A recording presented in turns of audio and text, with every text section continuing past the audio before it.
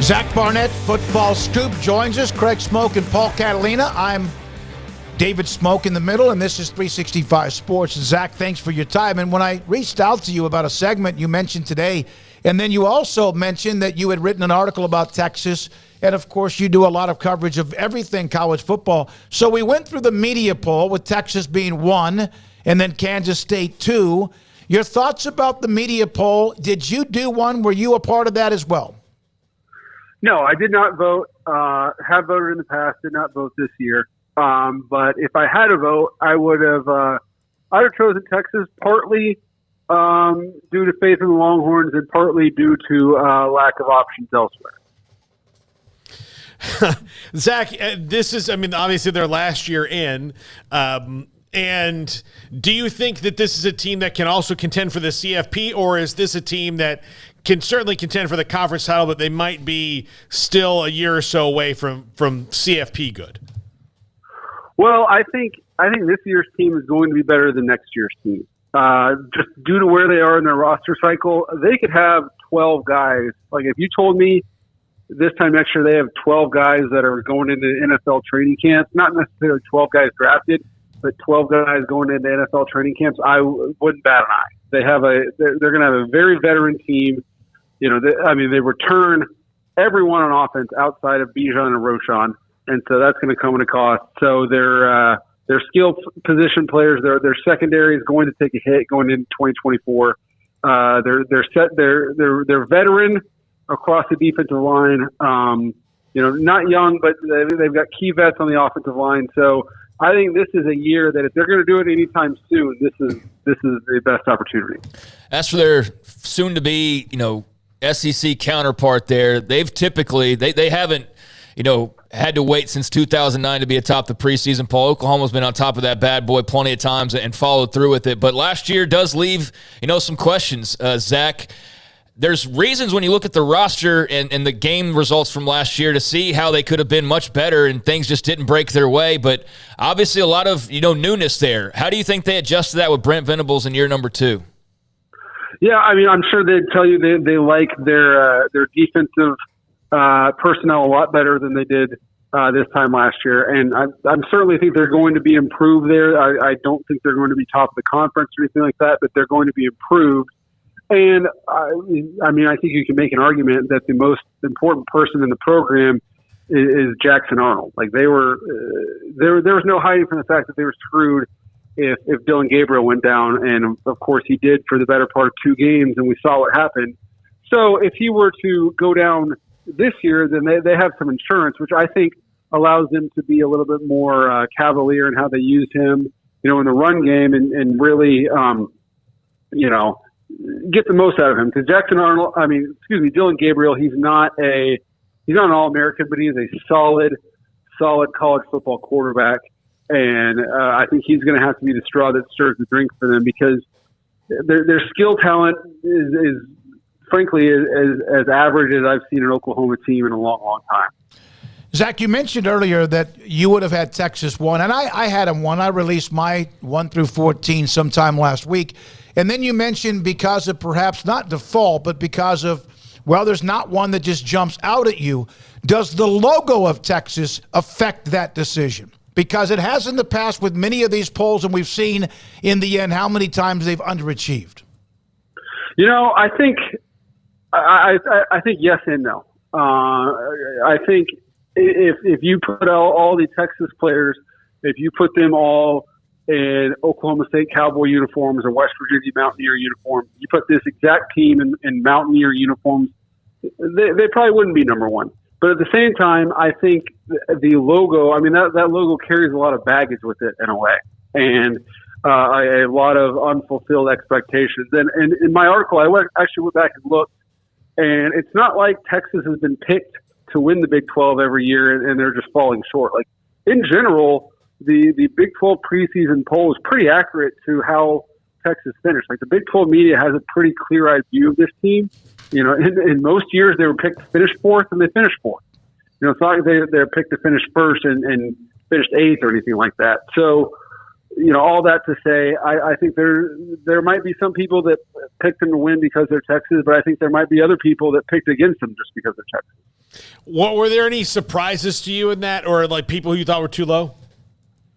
I'm not going to say too low, but I mean it had to be a slap in the face for West Virginia to come in 14th out of 14 with Neil Brown entrenched there going into year 3, year 4. I apologize, I don't have that off the top of my head, but a new AD there. I mean, if they actually finish 14th, I can't see any way Ren Baker brings him back. I mean, to be below, a transitioning Cincinnati program, to be below a Houston team that, is not Big 12 ready. That roster is not ready to compete week in, week out in the Big 12. To be below them is a cold dose of reality for the Mountaineers.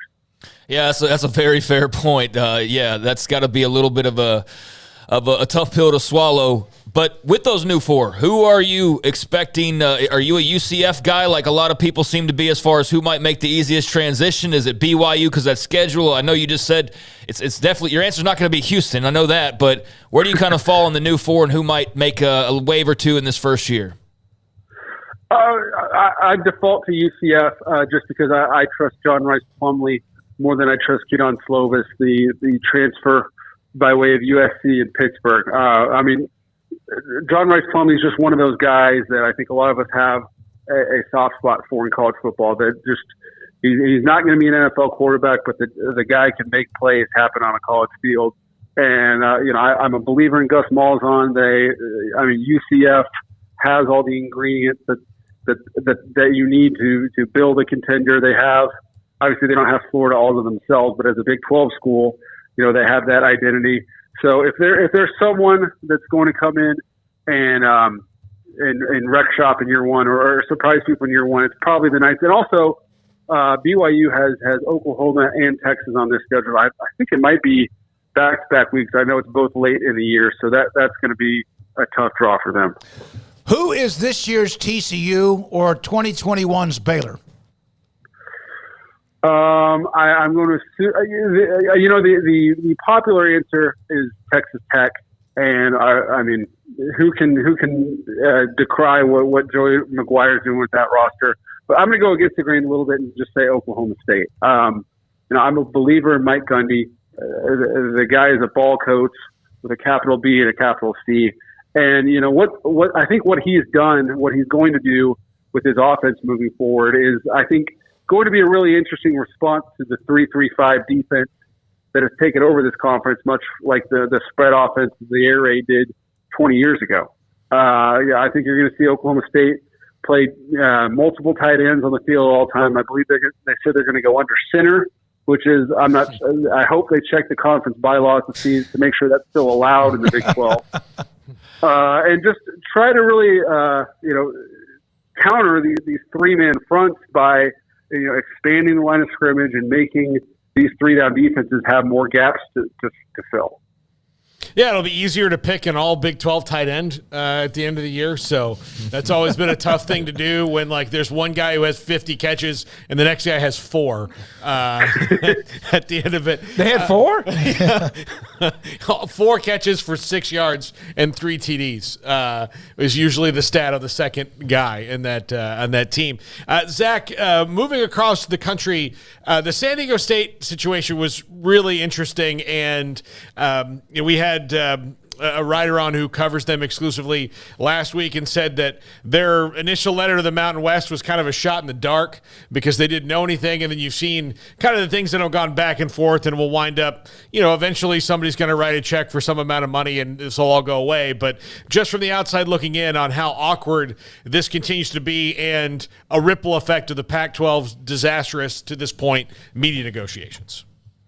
Yeah, I mean, I have to think someone dug this up. It wasn't me, but it was July 5th, 2022, that the Pac-12 was announced that they're going to pursue a new TV contract. And I believe if you went out west and asked everyone in the Pac-12, their reaction, if they'd still be in search of a new contract on July 6th, 2023, they would have said no, absolutely no way. And yet here we are. So, I mean, I just have to believe that there's been back channel communications between the Pac-12 and San Diego State to be like, hey guys, We're gonna have it done by X date. You're good. Just hold on. But San Diego State's actions tell us that maybe probably hasn't happened. Like, you wouldn't maybe be acting in the way that San Diego State is if you had more information. So, maybe a year from now, everything works out and San Diego State's on their way to being in the Pac-12 at that $17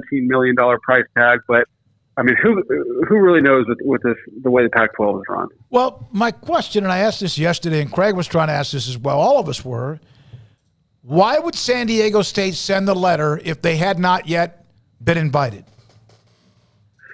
I think because conference realignment, it works in the same way that coaching hires work. No one is invited to join a conference until they've already joined it, and no coach is offered a job until he's already accepted it. So I think that's the way that song and dance works in those circles. Zach Barnett, footballscoop.com. We did have this conversation. And again, thanks for your time, Zach, and anytime we can get you on. So you also follow the coaching changes. I mean, it's not fair to discuss it in a way, but there already has been, even in our chat room. Who in the Big 12, if you put 1, 2, or 3 in order, are on the biggest hot seat, and would Neil Brown be 1, 2, and 3? I think that might be fair at this point. I mean, Dana. I'll say this: there were rumblings about Dana in November or in December, excuse me. And I had a conversation with a coach. Flat out asked him, "Are you going to be the next Houston head coach?" And he was like, "I've heard that rumor, but you'd think at some point someone would tell me." So there was chatter out there about Dana, and that's a situation at Houston where, if Tillman's happy, he's not. Then Dana's going to be entrenched there. If Tillman's not happy, no matter what the number says on the contract, there's going to be a change there. And so it's an interesting situation. I wrote a piece back in February where Dana lays out all the things, all the different ways that Houston's kind of behind in joining the Big 12. And he's not necessarily wrong. Like, their fundraising, their giving is well behind, even the other schools that are joining the Big 12 from the American and plus BYU. And their facilities, they're fine, but they got to keep playing catch up. And they have the city of Houston, their fan support is just not there, not at a Big 12 level. So, I think Dana was telling the truth, but I also think he was buying himself some cover. Like, hey, y'all, you asked me to go play in the Big 12, and I need Big 12 support. And so if Houston goes 4-8 or something like that this fall, I think you could Dana, his worries could be tossed aside, and they could go bring someone else in there. I can definitely see that happening. It all depends on how he reacts if it's a tough start, right? Because he is not afraid to go popping off. And in fact, we've had Chris Pesman on the AD. They kind of know that. It just all depends on and who wouldn't react maybe in an angry way if things start to go south a little bit because of the pressure of winning and joining the Big 12. I would think, though, Zach, a year in the conference at least, he earned that or not. And see how things go, and so at least you get 2 years in the conference. I don't necessarily disagree with that. Houston's not in the Big 12 because Dana Holgorsen's their head coach. Like, they'd be in there regardless of anyone. But at the same time, it's a tough ask to go for anyone. I think Nick Saban will have a hard time winning in the Big 12 with Houston at where they are right now. So I think it defaults back to how Dana handles that with his interpersonal relationships with people on campus. How he, interprets whatever happens to them. I think you touched on that before. If among the coaches that, I'd want to show up to work at 8 a.m. on a Sunday morning after a bad loss, I feel okay if Joe McGuire was my boss. And, it wouldn't be fun, but we'd get through it. Dave Aranda would be high on my list. If Dana was my head coach, I might call him sick that Sunday. So, he can be, pretty cantankerous. So that's the big wild card here. Zach, keep it up. Thank you very much for your time. Footballscoop.com. Zach Barnett with us here on 365 Sports.